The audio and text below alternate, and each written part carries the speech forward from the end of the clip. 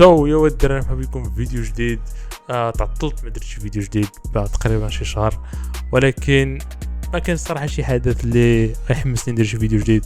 ولكن عندنا هذا الحدث اللي كيجمع بين الكسندر فولكانوفسكي ودييغو لوبيز في يو اف سي 314 واخيرا اللي كان من المفترض يكون ريماتش ما بين الكسندر فولكانوفسكي وإيليا توبوريا، لكن توبوريا سمح في الحزام وطلع اللايت ويت باش باغي يلعب مع اسلام واش غيلعب معاه ولا ما يلعبش معاه. ولكن نهار السبت عندنا ماتش ممتع وتحت منه كاين بزاف الماتشات اللي ناضيه الصراحه.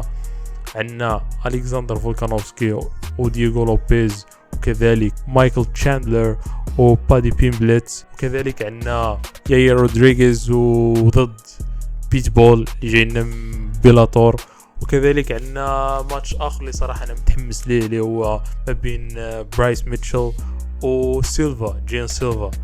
غنبداو بالحدث الرئيسي او المين ايفنت اللي هو بين الكسندر فولكانوفسكي ودييغو لوبيز. نحاولوا نحلوا نقاط القوه والضعف ديال كلا المقاتلين ونشوفوا نحاولوا نتوقعوا شكون اللي غيربح بين هاد جوج مقاتلين. يلا نبداو. الا جينا نهضروا على نقاط القوه ولا اللي كيتميز بها كلا المقاتلين، غنبداو بالكسندر فولكانوفسكي اللي من الواضح ان نقطه القوه اللي دخل بها لهذا القتال اللي هي الخبره ديالو الطويله في الام ام اي والخبره ديال الاسماء اللي واجههم في هذه الفئه الوزنيه على طول المسيره ديال الام ام اي ديالو. فالكسندر اللي ما كيخفى على حتى شي واحد من افضل المقاتلين اللي دزوا في التاريخ ديال الفئه ديال الفيذر ويت وحتى في التاريخ ديال الام ام اي. فالاسماء اللي واجههم اسماء لا غبار عليهم. كذلك في المصارعه ديال فولكانوفسكي واحد من افضل المصارعين في الفيذر ويت وحتى في كمقاتل ديال الام ام اي بصفه عامه. فانك تمشي مع واحد المقاتل من الطراز ديال اسلام مخاشي في المصارعه وانك توقف التيك داونز ديالو في كثير من الاوقات، فهذا اذا كان كيدل على المصارعه الخرافيه ديال الكسندر فولكانوفسكي. اللي كنظن دييغو لوبيز ما عندوش ديك المصارعه بالرغم من انه دييغو لوبيز بالرغم من انه عنده واحد جوجيتسو. وكذلك الكارديو ديال فولكانوفسكي، فيمكن هذه 5 سنين ولا 4 سنين هو تيلعب غير الخمس جولات. الكارديو ديالو خيالي. واحد من افضل المقاتلين بجانب ماكس هولوواي وبجانب قليله من المقاتلين اللي عندهم هذا الكارديو لا غبار عليه. واحد حاجه اخرى اللي كيتميز بها فولكانوفسكي هي الفينتس. دائما كيستعمل الفينتس في القتال ديالو، دائما كيحاول يربك الخصوم ديالو، دائما كيعتمد على الاي كيو ديالو باش انه يحاول يخسر الريتم ديال الخصم ديالو. فمن ناحيه نقاط الضعف ديالو فولكانوفسكي خرج من جوج ديال الكي اوز متتاليين، واحده من عند اسلام واحده من عند توبوريا. جوج بيهم كانوا كي اوز اللي اي مقاتل محال باش يرجع من موراهم. وكذلك السن ديالو. ففولكانوفسكي كما كنشوف العمر ديالو داخل في 37. انك تلعب في الوزن اللي هو وزن الريشه وانت في العمر ديال 37 وتحاول تاخذ اللقب، فامر ماشي غير صعيب، تقريبا شبه مستحيل. وقيل حتى شي مقاتل ما دارها انه فوق 35 خد الحزام، فحتى شي مقاتل ما خد اللقب من فوق 35.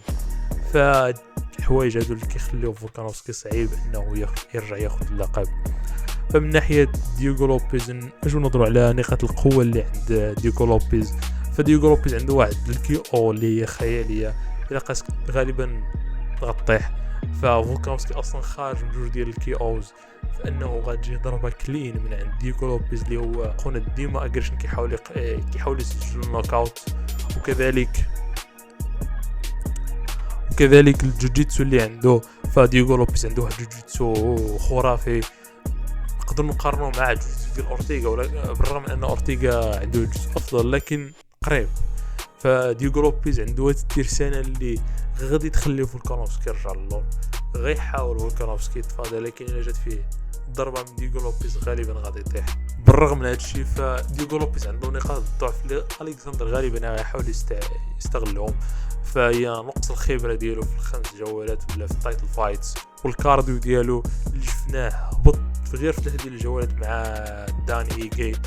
فكنظن بلي الكارديو ديال دييغو لوبيز ما غاديش يجاري الكارديو ديال فولكانوفسكي. كذلك التهور ديالو بزاف ديال الاحيان كيتهور، ولكن ما كنظنش باللي فولكانوفسكي عنده الباور باش يطيح دييغو لوبيز او حتى انه غيحاول يخضعه. فالتطور ديالو ما كنظنش بلي غيخلق له شي مشكل. وحتى الكارديو الى دييغو لوبيز تخلص من المشكله ديال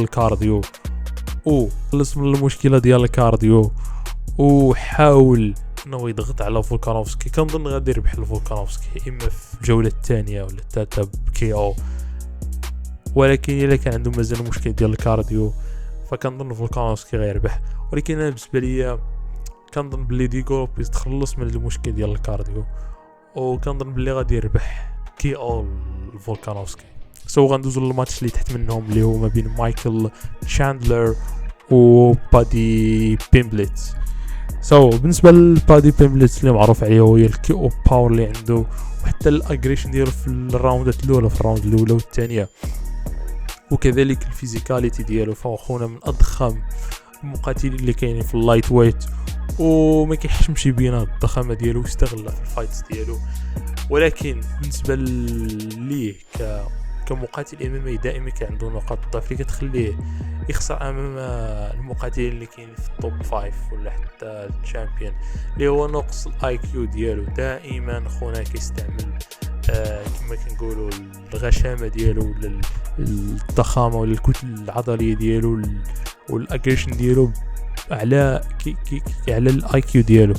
فدائما كنشوفوه كيتح في مواقف اللي صعيبه، يا اما كتصاب ميتا يا اما كي او اللي غالبا قليل فيه صراحه. كاين حتى شي مقاتل سجل عليه كو في اليو اف سي من غير سبميشنز، اللي هو اخر سبميشن عقل عليهم ديال بوريه وديال تشارلز. فبادي بيمبليت اللي كانت عنده واحد الحاجه غتخليه يتقدم على مايكل شاندلر اللي الجوجيتسو ديالو. فالجزء ديال بادي بيمبليت من اكثر الجوجيتسو اللي اندر ريتد في اليو اف سي. كنظن بلي عنده جوجيتسو ناضي وغادي يخلق مشكله لمايكل شاندلر. وحتى بادي من اضخم المقاتلين اللي كاين في اللايت ويت، وكيستعمل الحجم ديالو في القتالات انه كيضغط على الخصوم في القفص. بالنسبه لبادي من نقاط الضعف ديالو سترايكينج ديالو اللي صراحه ما كيوصلش للتوب 5 ولا حتى للتوب 10. فالسترايك ديالو ضعيف بزاف مقارنه مع مايكل تشاندلر. وحتى المصارعه ديالو صراحه مش مصارعه اللي زوينه بالنسبه له مقاتل غيطلع للتوب 5. واخا كنظن بلي مايكل تشاندلر عنده فرصه احسن في هذا القتال. كنظن بلي غياخذها من بادي ويقدر يربح. كنظن بلي غيربح هذا الفايت. ما بين غندوزو للفايت اللي قبل منهم اللي هو ما بين ياير رودريغيز وبيتبول. ياير رودريغيز اللي هو من افضل المقاتلين ومن افضل السترايكرز بالضبط كاينين في الفيذر ويت حاليا. خونا عنده واحد سترايكينج اللي خيالي، لكن دائما المشكله ديالو كتكون في المصارعه ديالو اللي ضعيفه بزاف، كما شفنا في اخر قتال ديالو على اللقب مع فولكانوفسكي بكل سهوله قدر يحطمو عن طريق المصارعه، تيك داون في الارض، جراوند اند باوند. صافي خونا بحال الا هرسو. فدائما كتكون هذه النقطه الضعف ديال ياير رودريغيز لحد الساعه ما قدش يتخلص منها. كذلك في الفايت ديالو مع اورتيغا ما عندوش سترايكينج واعر، لكن غير المصارعه والجسد ديالو قد يتغلب على ياير رودريغيز. فدائما ياير كانت عنده مشكل ديال المصارعه. بالنسبه للبيتبول واحد من المقاتلين اللي سينا مؤخرا مع اليو اف سي جاينا من بيلاتور. بالرغم من العمر ديالو الكبير فهو عنده واحد الريكورد خيالي، والخبره ديالو الكبيره في بيلاتور.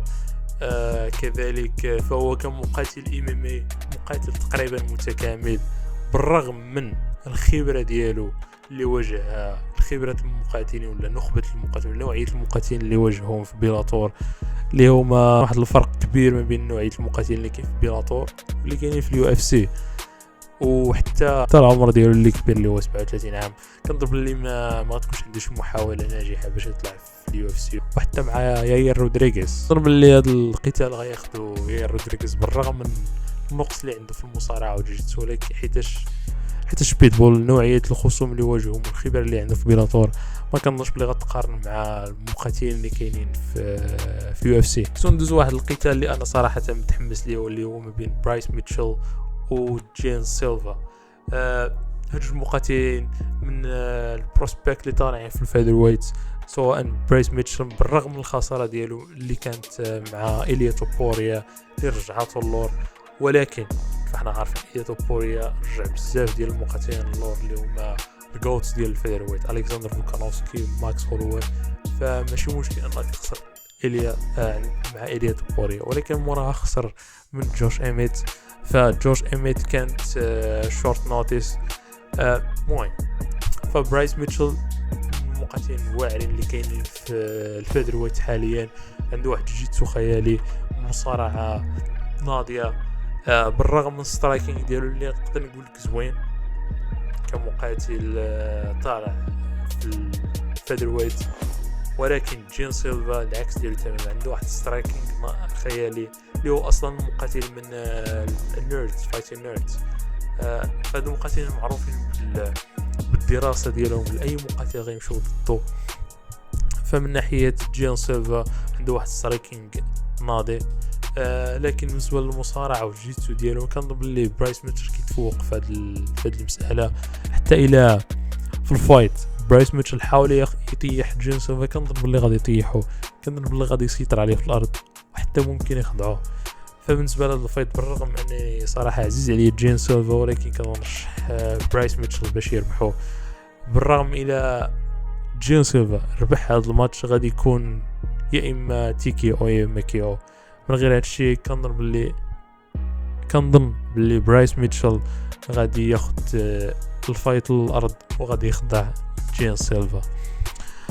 الدراري هادشي اللي كان عندنا في هذا التحليل البسيط اللي درتو اليو اف سي 314 اللي غادي تكون نهار السبت في ميامي.